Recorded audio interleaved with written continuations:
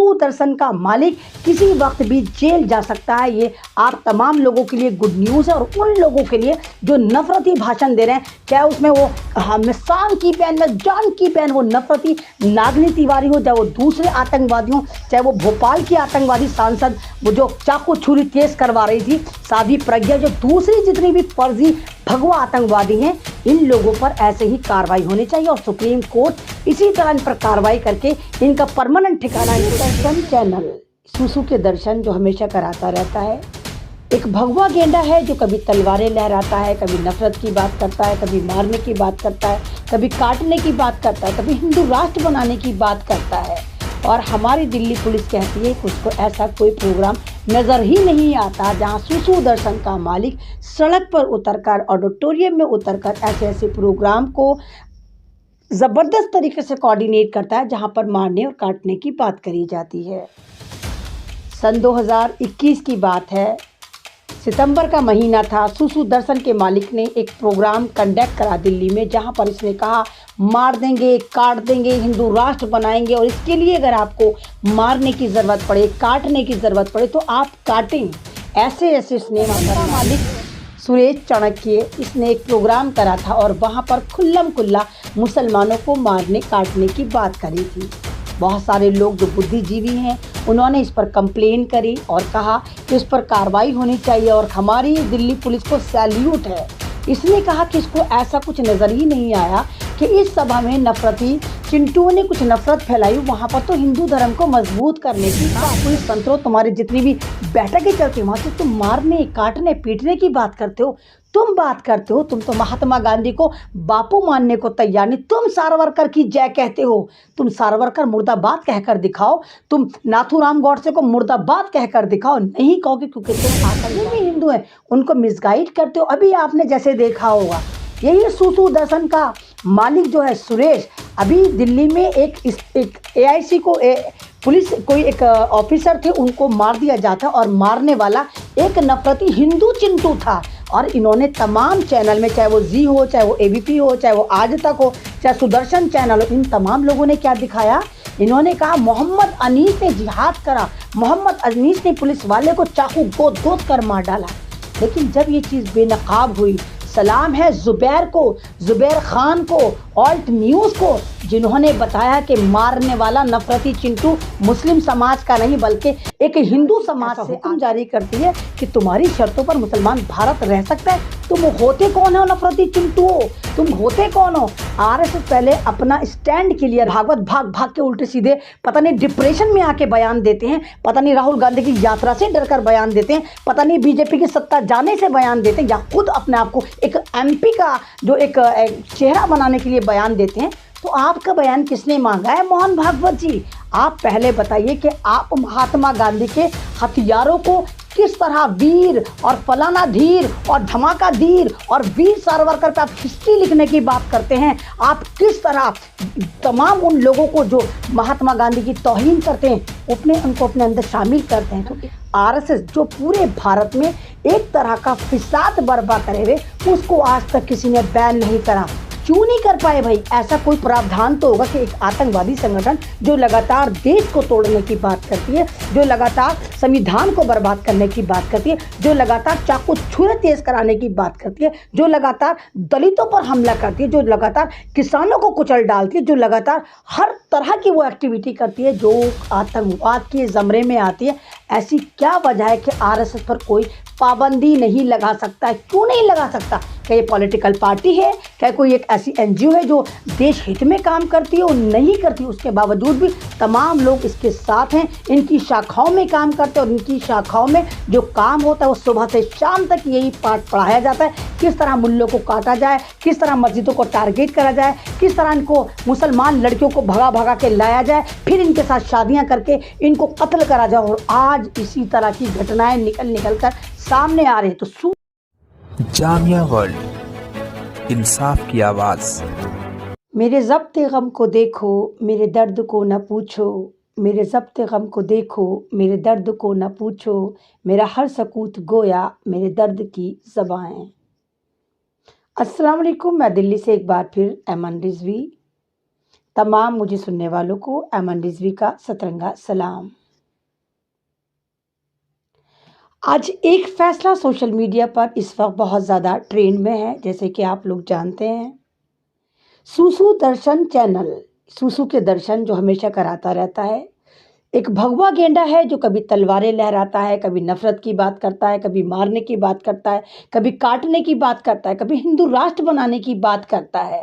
और हमारी दिल्ली पुलिस कहती है कि उसको ऐसा कोई प्रोग्राम नज़र ही नहीं आता जहां सुसु दर्शन का मालिक सड़क पर उतरकर, ऑडिटोरियम में उतरकर ऐसे ऐसे प्रोग्राम को ज़बरदस्त तरीके से कोऑर्डिनेट करता है जहां पर मारने और काटने की बात करी जाती है। सन 2021 की बात है, सितंबर का महीना था। सुसु दर्शन के मालिक ने एक प्रोग्राम कंडक्ट करा दिल्ली में, जहां पर इसने कहा मार देंगे, काट देंगे, हिंदू राष्ट्र बनाएंगे, और इसके लिए अगर आपको मारने की ज़रूरत पड़े, काटने की ज़रूरत पड़े तो आप काटें।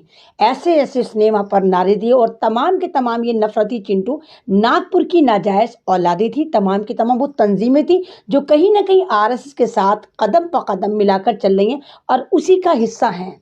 मैं लगातार 4 साल से आपको बताती चली आ रही हूँ कि आरएसएस के साथ जो मिलकर काम करती हैं, इसके साथ 75,000 ऐसी एनजीओज हैं जो नफ़रत फैलाने का काम करती हैं, जो डिवाइड करती हैं भारत को, कहीं हिंदू के नाम पर, तो कहीं दलित के नाम पर, तो कहीं पिछड़ों के नाम पर, तो कहीं आदिवासियों के नाम पर। ये नफ़रत फैलाने का 75,000 से ज़्यादा तंजीमें इनके साथ, आरएसएस के साथ काम करती हैं, जो लगातार आप लोगों को, कमज़ोर लोगों को टारगेट करती हैं और ऐसी ऐसी न्यूज़ दिखाती हैं ताकि आप एक ना हो पाए। एक डर का माहौल, कहीं मॉब लिंचिंग करी जाती है, कहीं दलितों को मारा जाता है, कहीं मुसलमानों को मारा जाता है, कहीं किसानों को गाली दी जाती है, कभी जवानों को गाली दी जाती है, कभी पत्रकारों को मारा जाता है।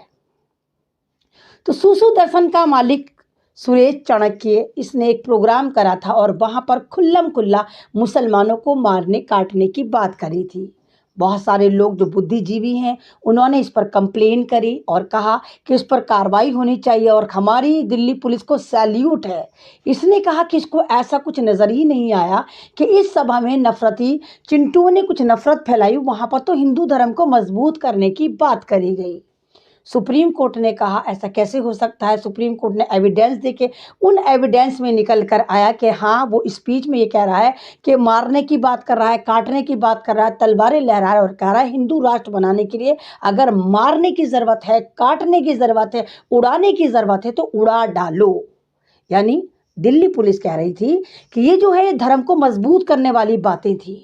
सुप्रीम कोर्ट ने कहा एफआईआर करो। आज सुप्रीम कोर्ट में फैसला आना था। सुप्रीम कोर्ट ने फिर जबरदस्त तरीके से दिल्ली पुलिस को ललकार लगाई, फटकार लगाई और कहा कि आपने इस नफरती गेंडे पर, इस नफरती चिंटू पर एफआईआर करने में पूरे 5 महीने बर्बाद करे और अभी तक आप 5 महीने से हाथ पे हाथ धरकर बैठे थे और 8 महीने बाद भी आप कोरा कागज लेकर खड़े हैं कि आपको कोई ऐसा सबूत ही नहीं मिला जहां पर ये सुसु दर्शन का मालिक नफरत फैलाता हुआ नजर आता हो।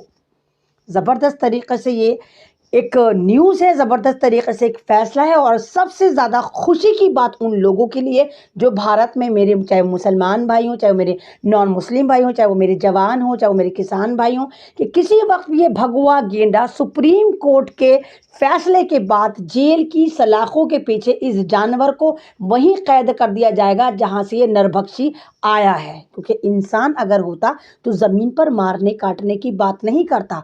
और जनाब आप इसके फेसबुक पेज पर अगर जाते हैं तो पूरा जो है आप देखेंगे हथियारों की दुकान है। कहीं रिवॉल्वर ले रहा है, कहीं तलवारें लहरा रहा है, कहीं छोटी छोटी बंदूकें ले रहा है, कहीं ऑटोमेटिक गन ले रहा है, जहां पर तमाम मैसेज इसका ये है कि नहीं, ये सिर्फ मारने और काटने की बात कर रहा है। और मरने वाला समाज, जाहिर सी बात है, मरने वाला समाज जो मुस्लिम समाज है। और आज तक जो ये बचा चला आ रहा है, दिल्ली पुलिस के जब बड़े बड़े एसीपी, डीसीपी, कमिश्नर हैं जो इसके सामने छोटे मोटे टुल्ले बन जाते हैं, वो इसलिए क्योंकि ये अमित शाह के साथ, मोदी जी के साथ गलबैयां करता नजर आता है, उनके दामन में छुपता नजर आता है। और वो आरएसएस जो आपको ज्ञान दे रही है, वो आरएसएस जो मुसलमानों को डरा रही है, वो आरएसएस जो मुसलमानों को बता रही है कि अगर हिंदुस्तान में तुम्हें रहना है तो उनकी शर्तों के मुताबिक रहना होगा।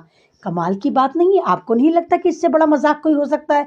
यानी एक आतंकवादी संगठन जो 100 साल से लगातार भारत को तोड़ने का काम कर रही है, वो आज आपको बता रही है, सबक पढ़ा रही है, मुसलमानों को धमका रही है कि अगर मुसलमानों को भारत में रहना है तो किस तरीके से रहना होगा हमें, कि हमें भारत में किस तरह रहना है। अबे जाओ जाहिलो, जाकर अपना इतिहास देखो। आज़ादी में तुमने कुछ नहीं करा, हमेशा तुमने फ्रीडम फाइटर को मरवाया। तुम गांधी के हथियारे हो, तुम वो लोग हो जो हमेशा भारत में अराजकता फैलाते हो, और तुम लोग मुसलमानों को ये बता रहे हो, डरा रहे हो, धमका रहे हो कि मुसलमान भारत में उनकी शर्तों पर जिएगा। क्यों जिएगा भाई? हमारे अल्लाह ने चाहा, हमें भारत में उतारा, हमारे अल्लाह ने हमें भारत में पैदा करा। तुम कौन हो तो क्या हमें बताने वाले कि हम किस तरह भारत में रह सकते हैं? तुम्हारा अस्तित्व क्या है इसके अलावा कि तुम एक आतंकवादी संगठन हो? और ये मैं नहीं कह रही, तुम्हें अमेरिका आतंकवादी संगठन घोषित कर रहा है, तुम्हें ब्रिटेन आतंकवादी संगठन घोषित कर रहा है। लगातार तुम्हारी गतिविधियां जो हैं वो दायरे में रहती हैं। हमेशा तुम्हारी जो छोटी छोटी जो तमाम की तमाम ऑर्गेनाइजेशन है, तुम्हारे जो चलते हैं सारे के सारे नागपुरी संतरों, तुम्हारी जितनी भी बैठकें चलती हैं, वहाँ से तुम मारने, काटने, पीटने की बात करते हो। तुम बात करते हो, तुम तो महात्मा गांधी को बापू मानने को तैयार नहीं। तुम सावरकर की जय कहते हो, तुम सावरकर मुर्दाबाद कहकर दिखाओ, तुम नाथूराम गॉडसे को मुर्दाबाद कहकर दिखाओ। नहीं कहोगे क्योंकि तुम आतंकवादी हो। और मेरी भोले भालू हिंदुओं को तुम बेवकूफ़ बनाते। मेरे भोले भाले जितने भी हिंदू हैं उनको मिसगाइड करते हो। अभी आपने जैसे देखा होगा, यही सुसु दर्शन का मालिक जो है सुरेश, अभी दिल्ली में एक AIC को पुलिस कोई एक ऑफिसर थे, उनको मार दिया जाता, और मारने वाला एक नफरती हिंदू चिंटू था। और इन्होंने तमाम चैनल में, चाहे वो जी हो, चाहे वो ABP हो, चाहे वो आज तक हो, चाहे सुदर्शन चैनल हो, इन तमाम लोगों ने क्या दिखाया? इन्होंने कहा मोहम्मद अनीस ने जिहाद करा, मोहम्मद अनीस ने पुलिस वाले को चाकू गोद गोद कर मार डाला। लेकिन जब ये चीज़ बेनकाब हुई, सलाम है ज़ुबैर को, ज़ुबैर खान को, ऑल्ट न्यूज़ को, जिन्होंने बताया कि मारने वाला नफरती चिंटू मुस्लिम समाज का नहीं बल्कि एक हिंदू समाज से आता है, और ज़रूर उसके तार RSS से जुड़ते हैं। तो क्या इन चैनलों ने माफ़ी मांगी? क्या इन चैनलों पर कार्रवाई करी गई? अभी पीछे चलिए, दिल्ली में जैसे आपने देखा था, एक लड़की जो लिव इन में रह रही थी उसको कत्ल कर दिया जाता है। 36 टुकड़े तो 35 टुकड़ों को TV पर दिखाया जाता। और मैं जब से कह रही थी कि वो मुसलमान नहीं था, वो अल्ताफ था या आफ्ताब था, वो पारसी धर्म से आता है। और इन्होंने इतनी नफरतें फैलाई, इतना उस पर डिबेट चली 1 महीने तक, हिंदू मुसलमान, हिंदू मुसलमान, मुसलमान कातिल, मुसलमान आलिस्तानी तो मुसलमान, अफगानिस्तानी तो मुसलमान, अल जवाहरी वाले। और जब वो पारसी निकला तो इन्होंने चुपके से उस केस को एक तरफ रख दिया। लेकिन आपको नहीं बताया, ना किसी ने उन पर केस करा, ना उन्होंने माफिया मांगी। हर दफ़ा मुसलमान को टारगेट करते हैं। तो कब तक तुम करोगे? इनको पता है कि भारत की सत्ता बदल रही है, भारत में इनकलाब आने वाला है। नफरती मार्केट में एक मोहब्बत की दुकान कांग्रेस खोलने की कगार पर है। तो यही वजह है कि अब ये सिर्फ हिंदू मुसलमान, हिंदू मुसलमान, हिंदू मुसलमान कर रहे हैं। और जिस तरह आज सुप्रीम कोर्ट का जो फैसला है, सुप्रीम कोर्ट ने जिस तरह दिल्ली पुलिस को फटकार लगाई और कहा है, इवन DCP ईशा पांडे को भी कहा है कि आप तो कह रही थी कि ये मजहब को मजबूत करने वाले प्रोग्राम थे। और आपको याद होगा सन 2021 के लास्ट में पूरे भारत में, खासकर पश्चिमी उत्तर प्रदेश में, ऐसी नफरतें की दुकानें खोली गई थी जहां मुसलमानों के खिलाफ जहर उगला गया था, जहां मुसलमानों को गालियां दी गई थी, जहां पर संविधान को गालियां दी गई थी। तमाम इनकी भगवा नफरती साध्वी वहां पर कूद कूद कर मारने काटने की बातें कर रहे थे। कुछ लोग चाकू छुरी तेज करा रहे थे, कुछ लोग ये कह रहे थे कि मोबाइल मत लो, मोबाइल की जगह तलवारें लो ताकि मुसलमानों को काटने में काम आए। क्या समझते हैं आप? ये लोग संविधान को मानते हैं? ये संविधान को बिल्कुल भी नहीं मानते। और कल ही का स्टेटमेंट है कि परवीन तोगड़िया कह रहे हैं कि भारत का संविधान बदल देना चाहिए, और अगर ये संविधान है जो हम बदलेंगे उसमें हम मुसलमानों को कुछ नहीं करने देंगे। मुसलमान अगर ऑटो वाला है तो मुसलमान ऑटो वाला मंदिर नहीं जाएगा, मुसलमानों से सब्जियां नहीं खरीदेंगे, मुसलमानों के साथ आप लोग बैठेंगे नहीं। और दूसरी तरफ तुम लोग ये कहते हो कि मुसलमान जो हैं वो तुम्हारी शर्तों पे RSS ऐसा हुक्म जारी करती है कि तुम्हारी शर्तों पर मुसलमान भारत रह सकता है। तुम होते कौन हो नफरती चिंटू? तुम होते कौन हो? RSS पहले अपना स्टैंड क्लियर करे कि एक आतंकवादी संगठन, या तो उसके सुप्रीमो जो हैं वो जो मोहन भागवत भाग भाग के उल्टे सीधे पता नहीं डिप्रेशन में आके बयान देते हैं, पता नहीं राहुल गांधी की यात्रा से डर कर बयान देते हैं, पता नहीं BJP की सत्ता जाने से बयान देते हैं, या खुद अपने आप को एक MP का जो एक चेहरा बनाने के लिए बयान देते हैं। तो आपका बयान किसने मांगा है मोहन भागवत जी? आप पहले बताइए कि आप महात्मा गांधी के हथियारों को किस तरह वीर और फलाना धीर और धमाका धीर और वीर सावरकर पे आप हिस्ट्री लिखने की बात करते हैं। आप किस तरह तमाम उन लोगों को जो महात्मा गांधी की तौहीन करते हैं उनको अपने अंदर शामिल करते हैं। तो एक ही बात करती है जो लगातार संविधान को बर्बाद करने की बात करती है, जो लगातार चाकू छुरे तेज कराने की बात करती है, जो लगातार दलितों पर हमला करती है, जो लगातार किसानों को कुचल डालती है, जो लगातार हर तरह की वो एक्टिविटी करती है जो आतंकवाद के ज़मरे में आती है। ऐसी क्या वजह है कि आरएसएस पर कोई पाबंदी नहीं लगा सकता? क्यों नहीं लगा सकता?